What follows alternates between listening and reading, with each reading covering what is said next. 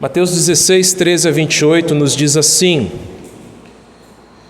Indo Jesus para os lados de Cesareia de Filipe, perguntou a seus discípulos: Quem diz o povo ser o Filho do Homem?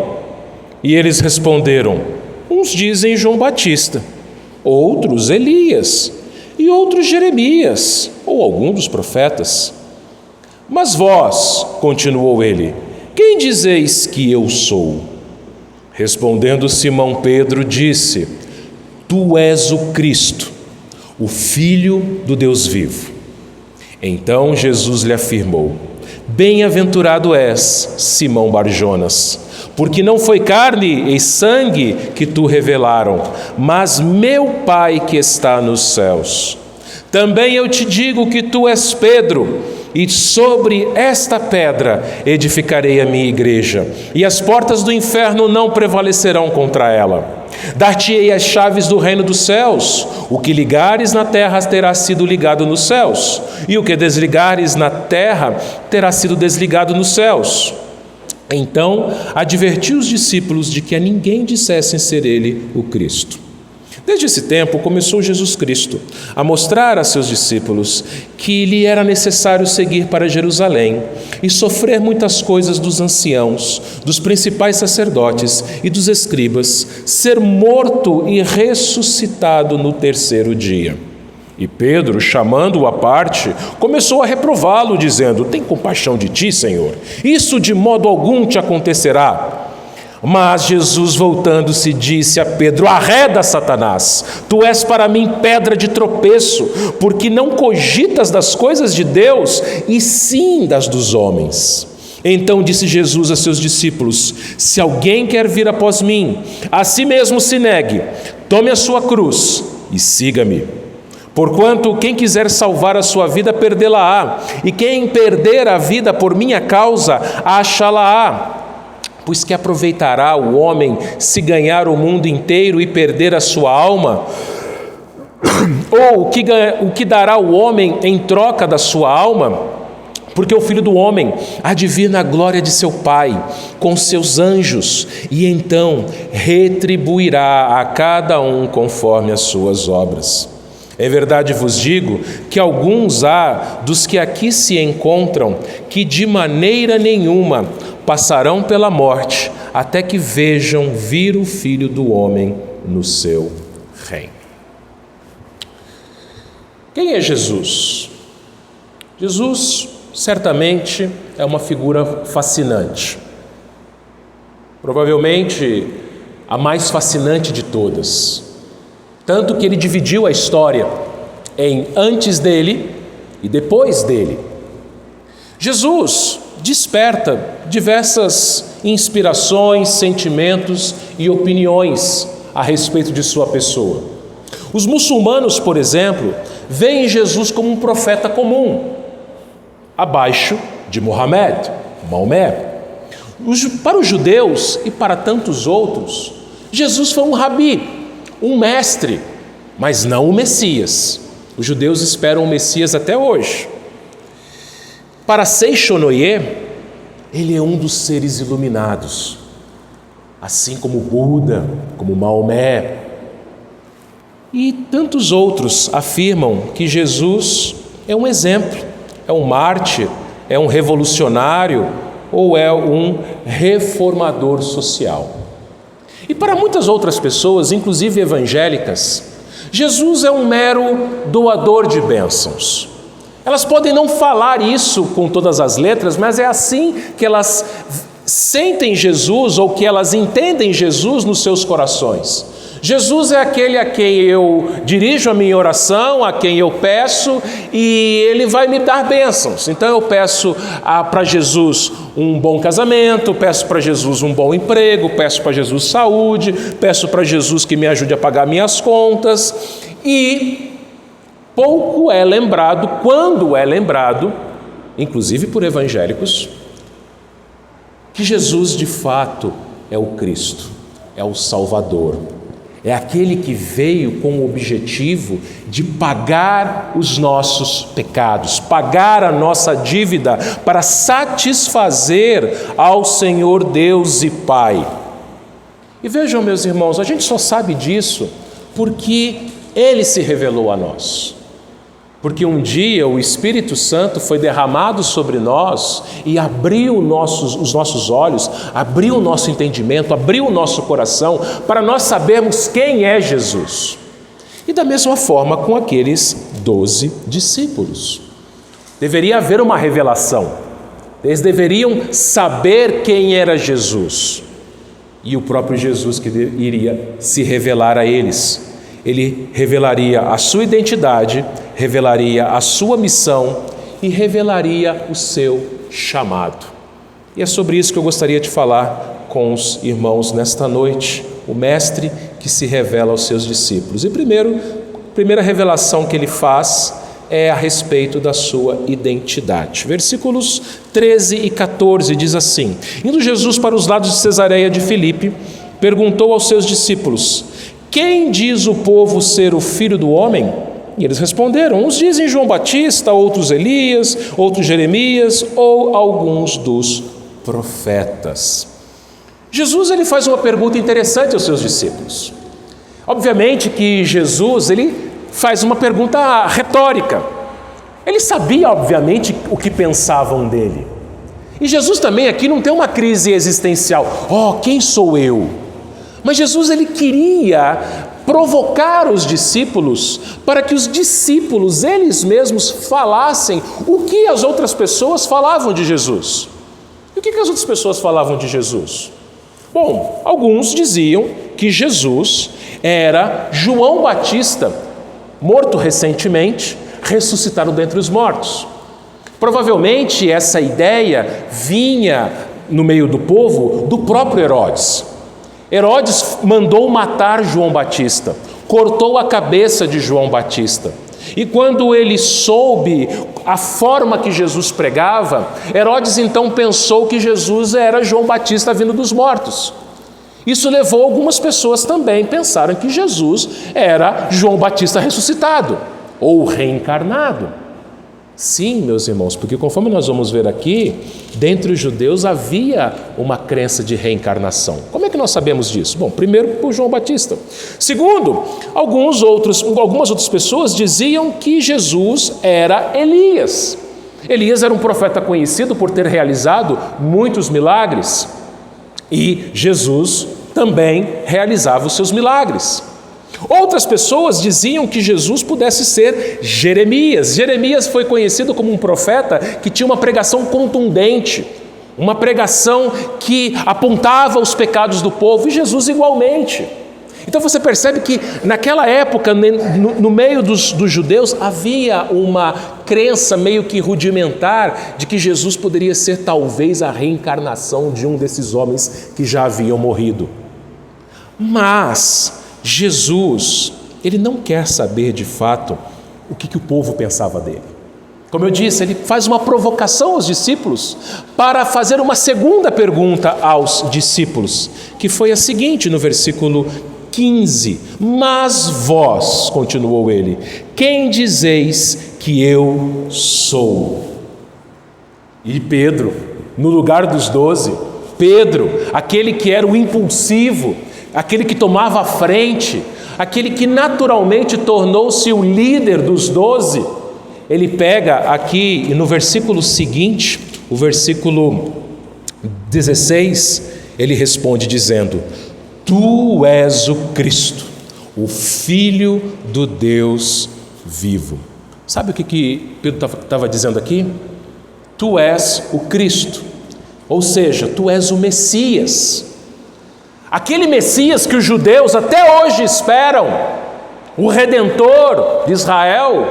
Pedro fala: é o Senhor, tu és o Cristo, o Filho do Deus vivo. Ou seja, além de Pedro em primeiro lugar reconhecer a natureza humana de Jesus, que aquele homem que estava diante dele era o Cristo, ele também reconhece a natureza divina de Jesus, o Filho do Deus vivo. E chamar Jesus de Filho de Deus era a mesma coisa que chamar Jesus de Deus. E vejam, meus irmãos, uma coisa que chama a nossa atenção é a seguinte: o que havia de diferente em Jesus, no quesito aparência? Jesus não era um homem diferente dos demais. Jesus era um homem comum, como eu, como vocês, meus irmãos homens aqui. Jesus não tinha nenhuma aparência que o destacasse dentre os homens. Jesus era um homem comum, certamente com barba, porque ele era judeu, com a pele queimada do sol, o sol forte da Palestina, mas não havia nada assim que chamasse a atenção em Jesus. Lembra de Saul?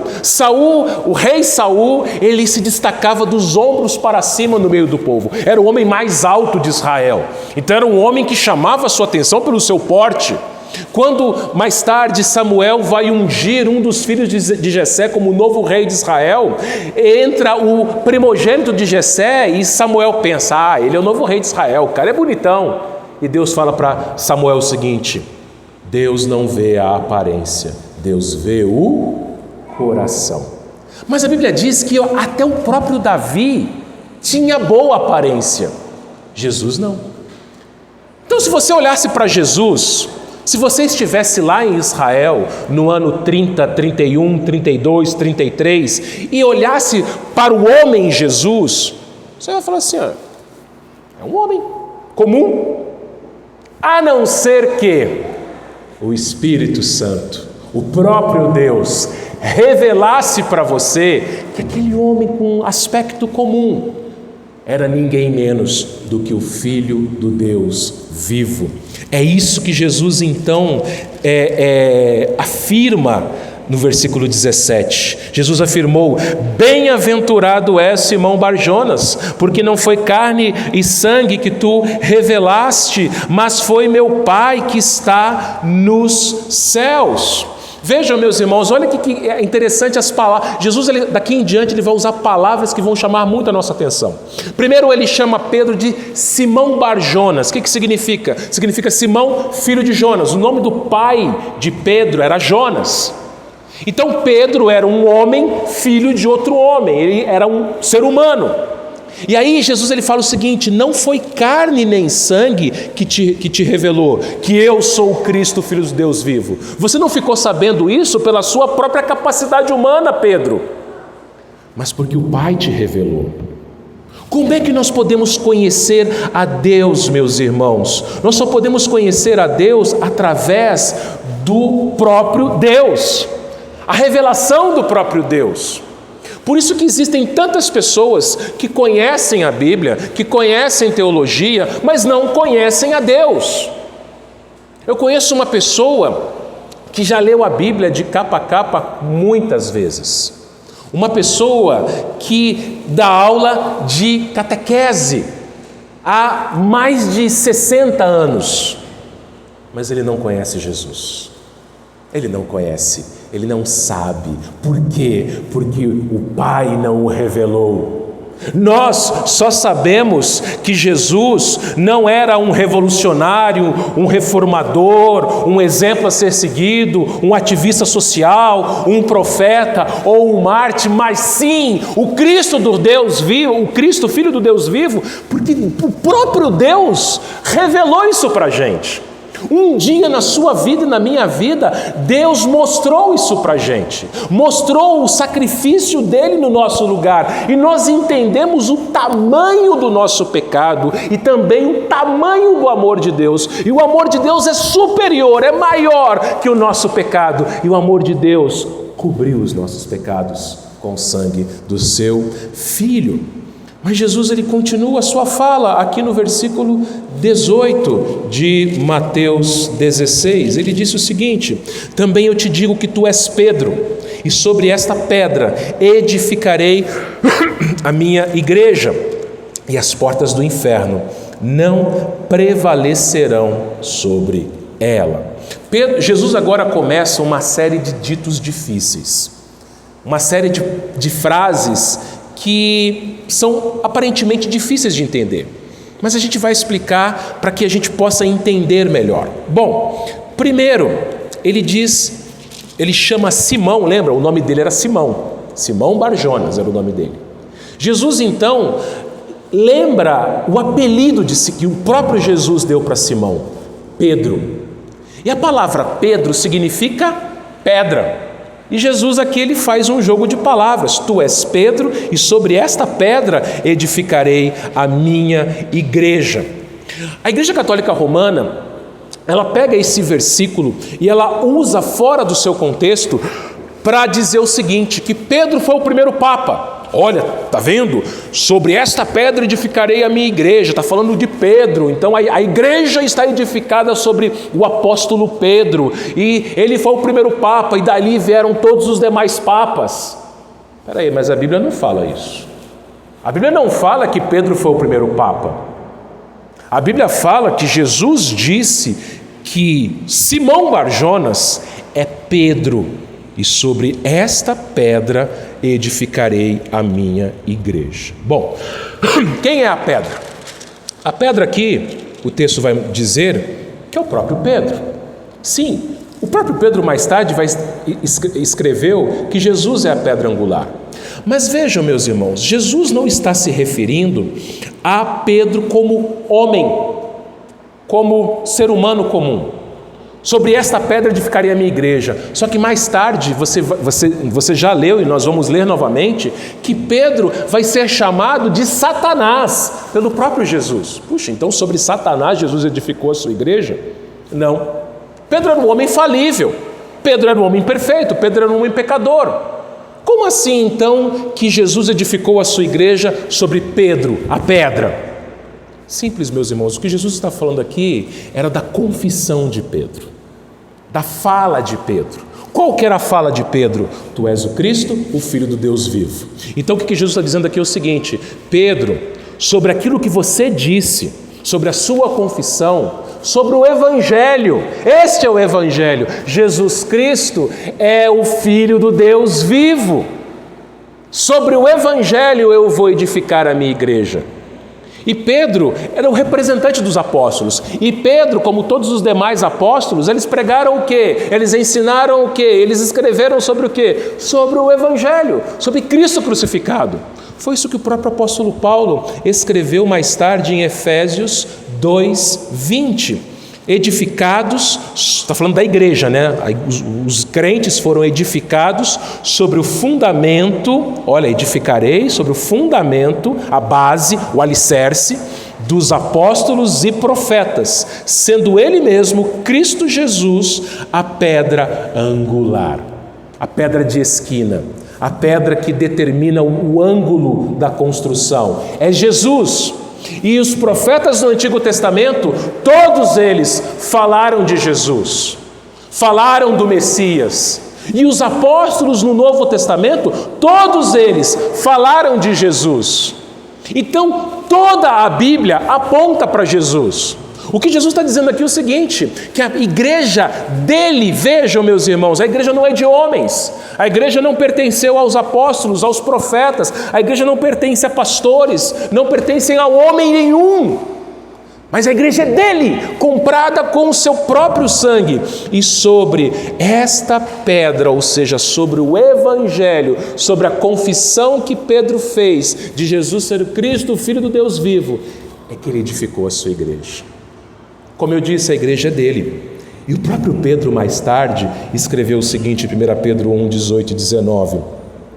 Sabendo que não foi mediante coisas corruptíveis, como prata ou ouro, que fostes resgatados do vosso fútil procedimento que vossos pais vos legaram, mas pelo precioso sangue, como de cordeiro sem defeito e sem mácula, o sangue de Cristo. Nós somos de Cristo, a igreja é de Cristo. E qual foi o preço que ele pagou para comprar a igreja? Seu sangue, seu precioso sangue, seu santo sangue. Vejam, meus irmãos, Jesus, ele está dizendo algo incrível, profundo. A igreja, meus irmãos, não é um grupo de pessoas, pura e simplesmente, não é um bando de pessoas. não é a torcida de um time, não é uma confraria de pessoas que têm coisas em comum, não é um grupo de amigos, mas a igreja são os homens e mulheres que durante toda a história foram comprados pelo sangue de Jesus, pertencem a Ele, são dele. E a base da igreja é o que Pedro disse, é o Evangelho, Cristo, Filho do Deus vivo. Mas Jesus continua a sua fala aqui, versículo 19, aliás, versículo 18 ainda. E as portas do inferno não prevalecerão contra ela. Vamos pensar uma coisa aqui. Vamos pensar sobre a pessoa de Cristo aqui, sobre a sua obra. Você sabe que Jesus morreu numa cruz, certo? Numa sexta-feira da Páscoa. Você sabe também que ao terceiro dia, domingo pela manhã, ele ressuscitou. Então isso nos mostra que a morte não foi capaz de segurar Jesus morto.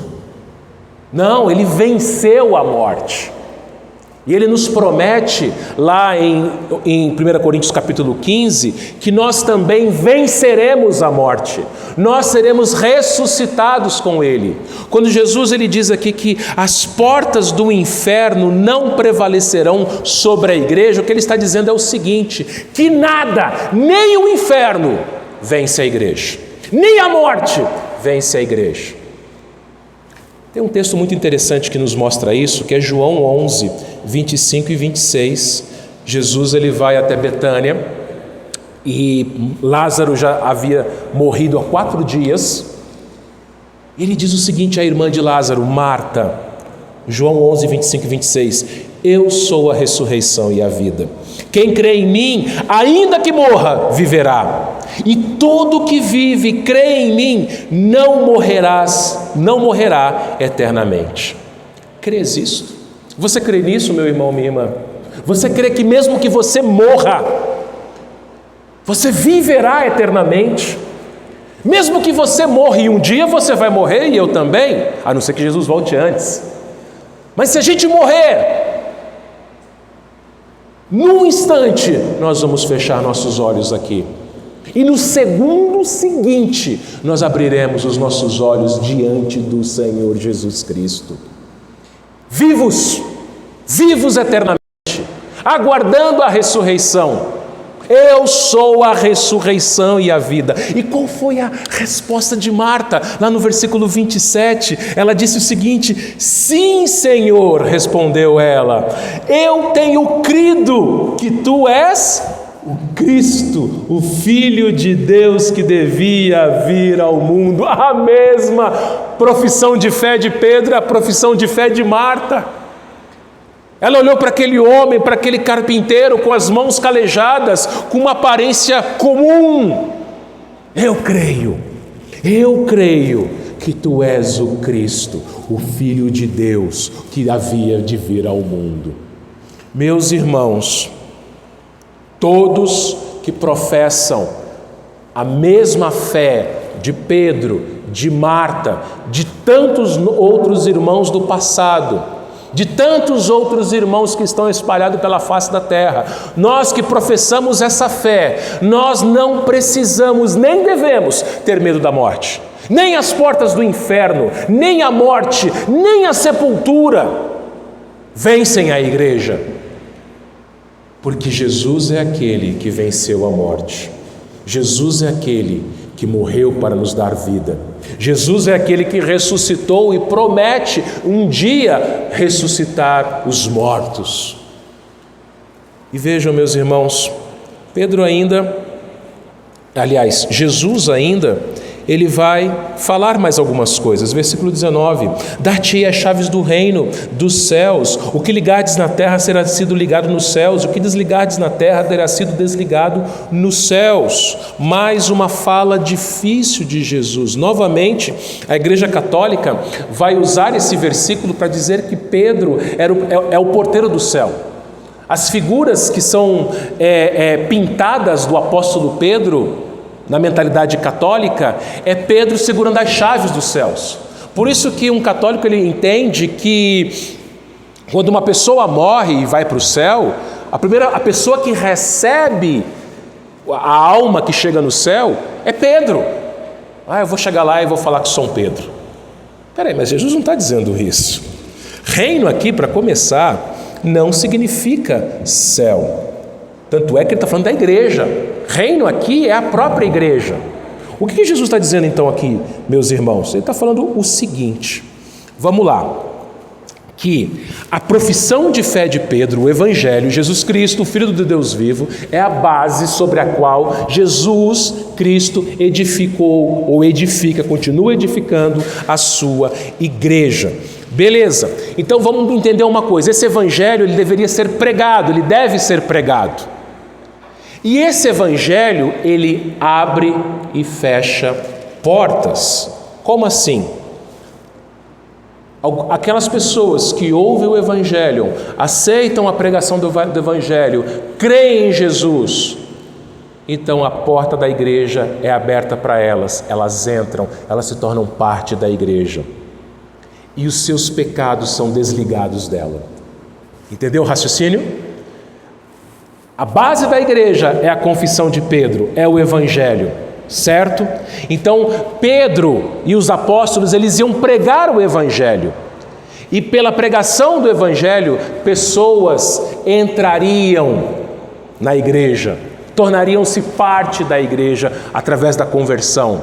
E os seus pecados seriam perdoados, desligados dela. Só que o mesmo Evangelho que salva pessoas também condena pessoas. Judas era um dos 12 que aqui estava. Judas ouviu todas as pregações de Jesus, todas as aulas de Jesus, os ensinos de Jesus. E Judas não se converteu. Judas foi condenado. O mesmo Evangelho que salva os eleitos condena os ímpios. Para esses ímpios, as portas do reino, ou seja, as portas da igreja, são fechadas. Eles não entram. Os seus pecados continuam ligados a ele. Não foram perdoados.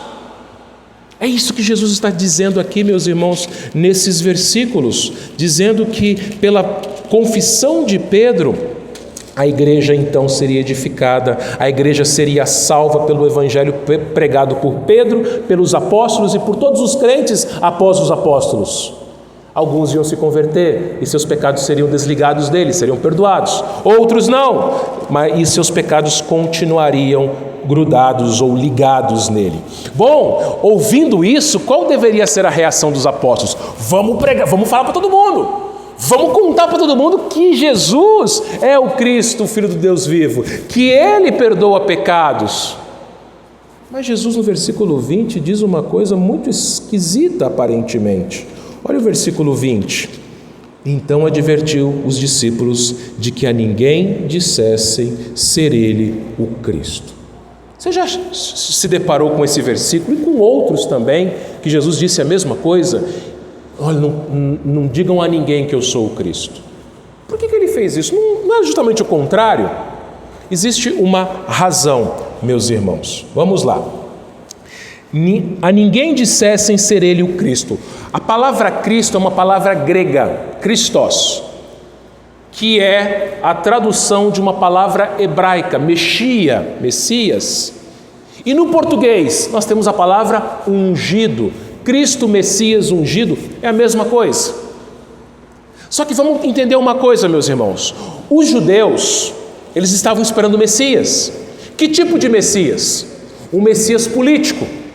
Os judeus estavam sendo já há alguns anos oprimidos pelo governo romano, pelo Império Romano, pagando altos impostos aos romanos, sendo dominados pelos romanos.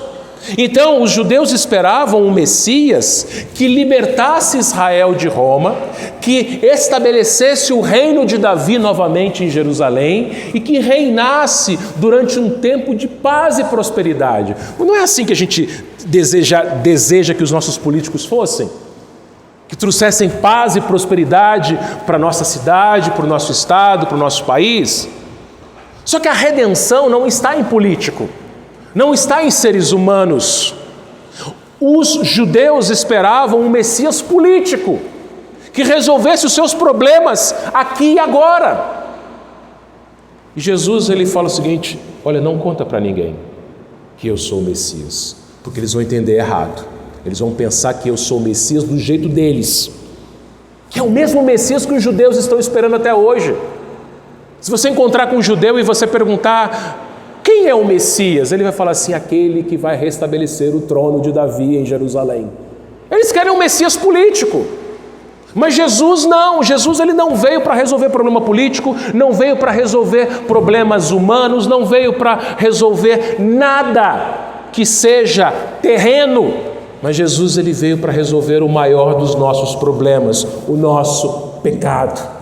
Por isso que depois que ele morreu e ressuscitou, aí sim, eles contaram para todo mundo que Jesus era o Cristo, Filho do Deus vivo.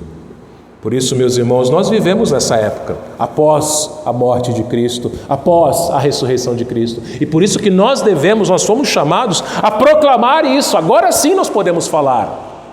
Quem é Jesus? Qual é a sua identidade?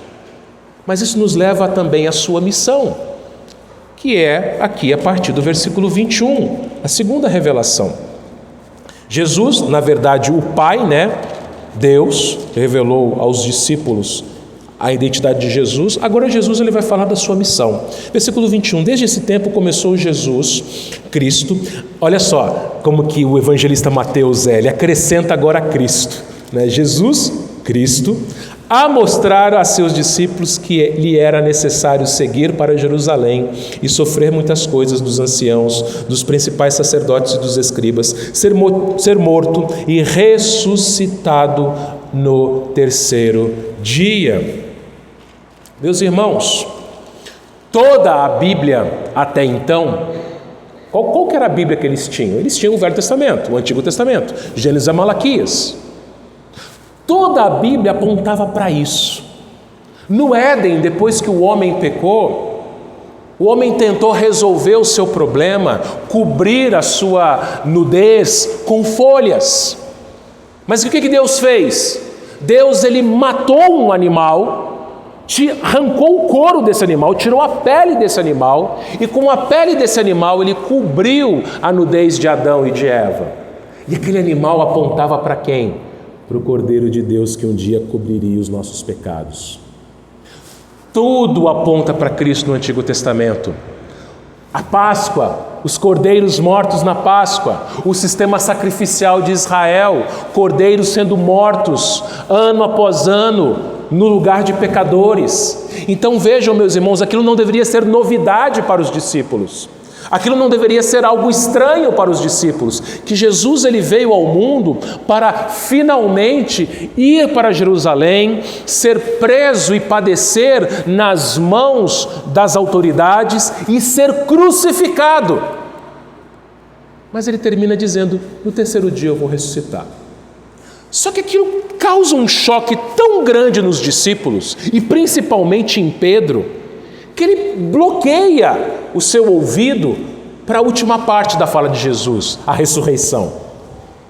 E Pedro, o mesmo Pedro, que tinha de uma maneira solene, de uma maneira espiritual, declarado, professado a sua fé em Jesus Cristo, tu és o Cristo, o Filho do Deus vivo, o mesmo Pedro, o mesmo homem, ele chama Jesus e ele fala o seguinte, versículo 22, Pedro chamando Jesus à parte, começou a fazer o quê?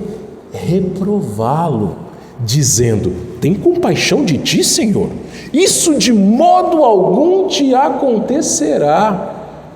Meus irmãos, quanta audácia. Opa!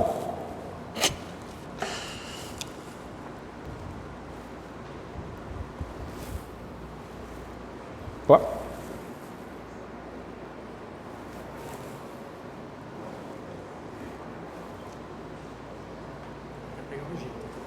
Pegar o jeito. Aqui, ó, só colocar. Aí. Quando a gente não está acostumado com uma coisa. Quanta audácia de Pedro. Quanta soberba de Pedro. Quem que Pedro pensava que era? Quem Pedro pensa que é na fila do pão?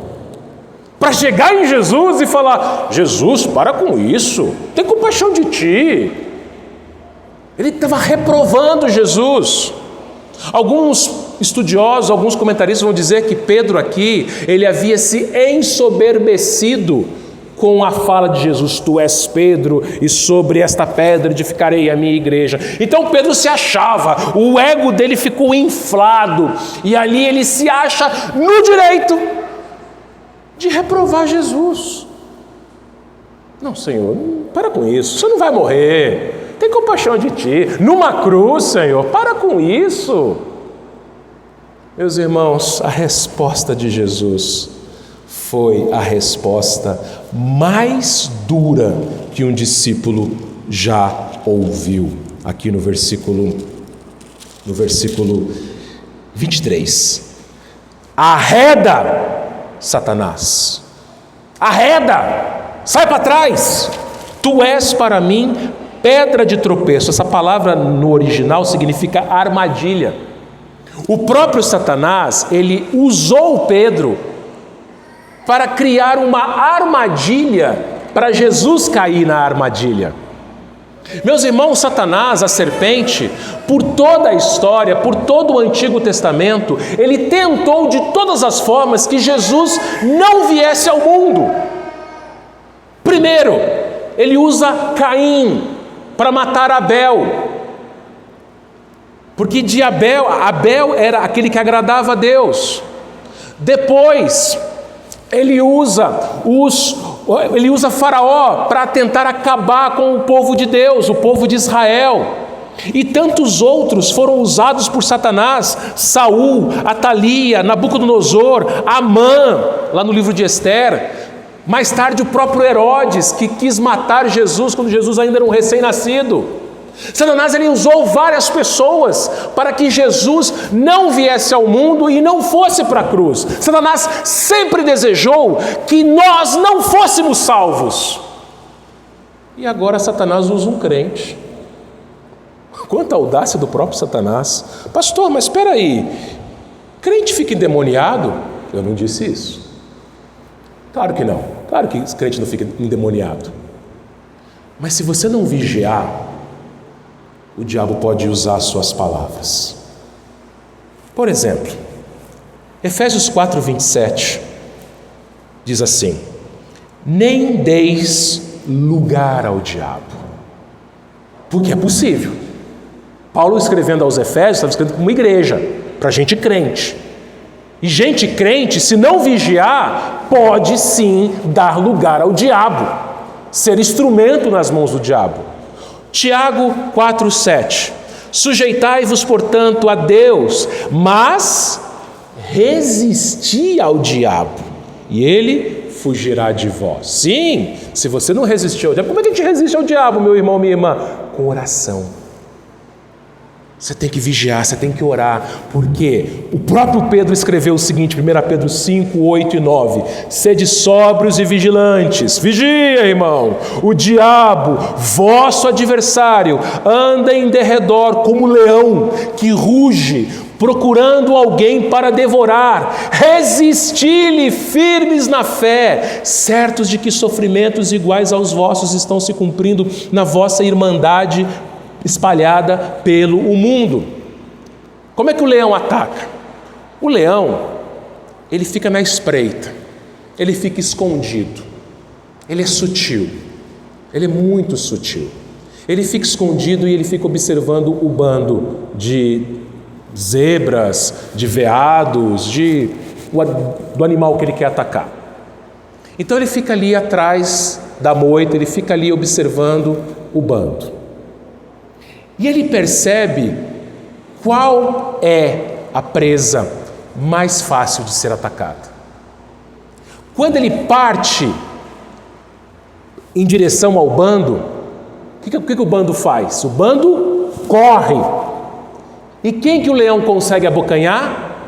O animal mais lento, o animal mais fraco, o animal que ficou para trás. Crentes fracos são instrumentos de Satanás. Pedro deixou-se ensoberbecer pela revelação de Deus. Tanto que o próprio Paulo quase fez isso. Lá em 2 Coríntios, capítulo 12, o que ele disse? Para que eu não me ensoberbecesse com as revelações que eu tive. Lembra que ele foi ao terceiro céu? Deus me pôs o quê? Um espinho na carne. E Paulo reconhece, esse espinho na carne é para que eu não ficasse soberbo. Irmãos, se Pedro ficou soberbo, se Paulo sabia que podia ficar soberbo, nós também podemos ficar soberbos. Se a gente não vigiar, o diabo ele não vai se apossar de nós, não é isso, entenda. Mas se você não vigiar, você vai enfraquecer e você pode ser um instrumento nas mãos do diabo. Era exatamente isso que aconteceu aqui com Pedro.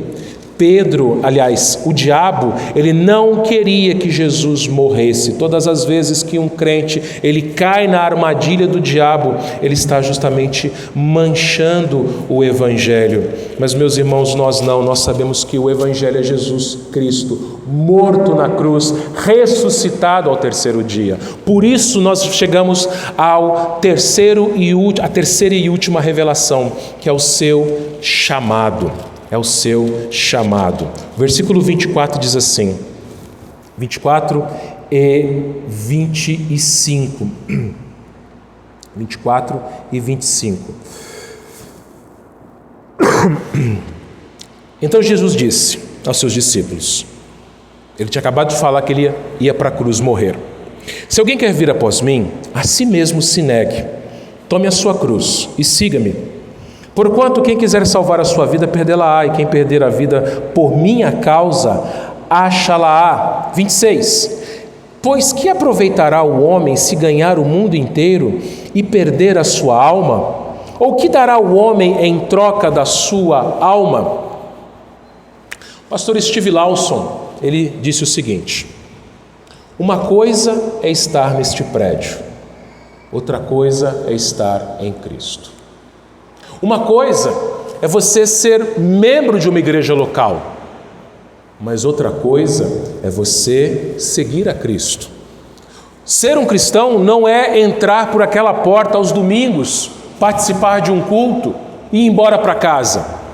Muito pelo contrário, ser um cristão é entrar pela porta estreita e seguir pelo caminho estreito todos os dias, na sua casa, no seu trabalho, na sua escola, na sua faculdade, onde você estiver.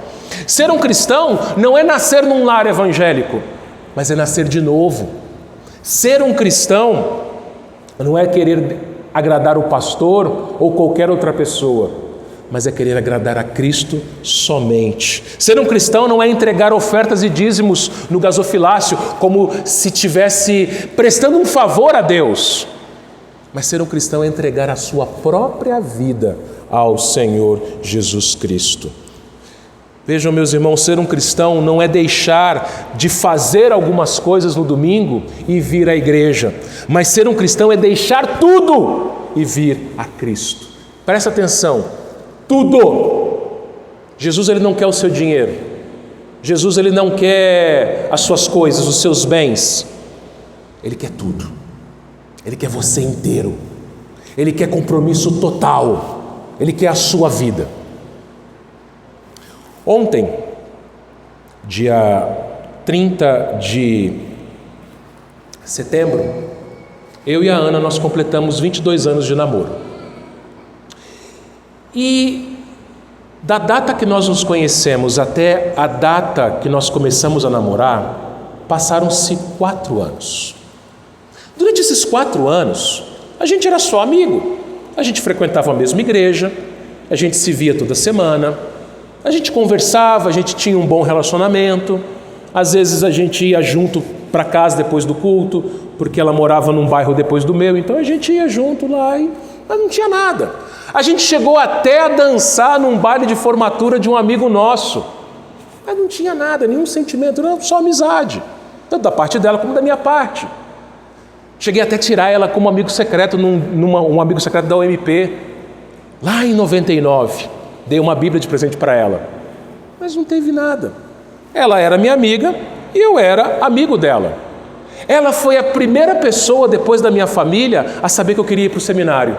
ela era secretária da igreja, e eu cheguei para conversar com o pastor estava no telefone, na sala dele, ela na sala dela, sala da secretaria, e aí começou, papo vai, o que você veio fazer aqui? Eu falei, eu vim falar com o pastor que eu quero ir para o seminário. Ah, que bom, tal, mas amizade, até chegar setembro de 2001, os nossos olhos mudaram. Aquela amiga deixou de eu vê-la como a minha amiga, ela deixou de me ver como o seu amigo. E aí sim houve amor, e esse amor foi crescendo e cresce até hoje. Por que eu estou dizendo isso para vocês, meus irmãos? Porque muitos membros de igreja são, entre aspas, amigos de Jesus. É legal estar junto com Jesus, é legal estar na igreja. Era legal eu e a Ana estarmos juntos, a gente era amigo, um papo legal. Sabe aquele amigo que você gosta de estar perto? Aquela pessoa que você fala que tem um papo legal, que tem uma conversa boa, que é agradável, que é brincalhão. Então era assim. Muitas pessoas, elas vêm à igreja e elas pensam que elas têm um relacionamento com Jesus de amizade. Ah, é legal estar na igreja, o pessoal da igreja é gente boa, música boa, palavra interessante, temos eventos, temos encontros. É uma boa amizade, Jesus é legal, Jesus é interessante. Mas, meus irmãos, vejam uma coisa. Quando eu e a Ana começamos a namorar, 2 anos e 4 meses depois nós nos casamos. Ela sabia que estava se casando com um pastor. Ela abriu mão da sua família, abriu mão dos seus sonhos profissionais e acadêmicos para se tornar esposa e mãe em tempo integral. Ela abriu mão de tudo isso. O crente verdadeiro é aquele que abre mão da sua vida por Cristo Jesus. Se ela fosse só minha amiga, claro que ela nunca ia fazer isso, jamais. Pessoas que são apenas amigos de Jesus, eles vão conviver com Jesus ali muito bem, todo domingo, com a igreja, mas eles não vão abrir mão da sua própria vida por Jesus. Não vão dizer o seguinte: Senhor, o Senhor é mais importante que a minha vida. Se eu tiver que perder a minha vida pelo Senhor, eu perco. É por isso, irmãos, que quando começou a perseguição aos cristãos em Roma, pelas mãos do imperador Nero, historiadores contam que igrejas inteiras, famílias inteiras, entravam nas arenas romanas, as arenas lotadas de romanos gritando sangue, sangue, sangue. Em poucos instantes, os portões seriam abertos e leões e outras feras seriam soltas e viriam em direção àqueles cristãos e devorariam aqueles nossos irmãos. Mas os historiadores contam que esses nossos irmãos, eles entravam nas arenas romanas louvando, cantando. Dentro de pouco tempo eles seriam comida de tigre e de leão. Mas eles louvavam porque eles entregaram a vida deles para Jesus. Irmão e irmã, ser crente não é vir na igreja todo domingo, não é entregar dízimo, não é ser membro de uma sociedade interna, não é você participar da igreja, não é só isso. Isso faz parte, mas não é isso a essência. A essência é você falar: eu fui crucificado com Cristo, eu tomei a minha cruz. E meus irmãos, tomar a cruz, tomar a sua cruz, muita gente confunde isso daqui. Tem gente que pensa o seguinte: aquele meu marido incrédulo, aquela minha esposa incrédula é a minha cruz. Aquele meu chefe chato é a minha cruz. Aquela professora, aquele professor que pega no meu pé é a minha cruz. Não é disso que Jesus está falando. Tomar a sua cruz é você ser morto por Ele, entregar a sua vida para Ele. Por isso que o apóstolo Paulo, lá em Gálatas 2, 19 e 20, ele disse: estou crucificado com Cristo, logo já não sou eu quem vive, mas Cristo vive em mim. Por isso, meus irmãos, ao mesmo tempo que nós tomamos a nossa cruz, nós receberemos a recompensa. Olha o versículo 27. Porque o Filho do Homem há de vir na glória do seu Pai com os seus anjos, e então retribuirá cada um conforme as suas obras. Meus irmãos, Jesus aqui está falando do galardão. Você e eu, crentes, nessa vida a gente vai tomar a cruz. A nossa vida vai ser devotada a Ele. A gente vai sofrer por Ele. Tomar a cruz significa morrer. Pastor Ronaldo Lidório, ele diz, a primeira missão da igreja não é pregar o Evangelho, é morrer. Enquanto você e eu não morremos para o mundo, para o pecado, para nós mesmos, nós não somos de Cristo. A partir do momento que a gente morre, nós somos dele. Não sou mais eu quem vive, mas é Cristo quem vive em mim. Só que veja, aqueles que morrerem por ele, aqueles que entregarem suas vidas para ele, ele promete uma recompensa. É claro que Jesus não está falando aqui, meus irmãos, que a salvação é por méritos. Não, a salvação é pela graça. Mas ele está falando aqui, meus irmãos, de prêmio, de recompensa, de galardão. Ou seja, quanto mais nós formos fiéis ao Senhor, maior será esse prêmio. Hebreus 10:35 diz o seguinte: não abandoneis, portanto, a vossa confiança, ela tem grande galardão. A carta aos Hebreus foi escrita a uma igreja de crentes hebreus que estavam passando por uma perseguição muito forte. Depois você lê Hebreus 10 na sua casa, você vai ver isso, o contexto. E aí o autor aos Hebreus, ele diz o seguinte: olha, vocês estão sendo perseguidos, vocês estão perdendo casa, estão perdendo emprego, estão perdendo tudo.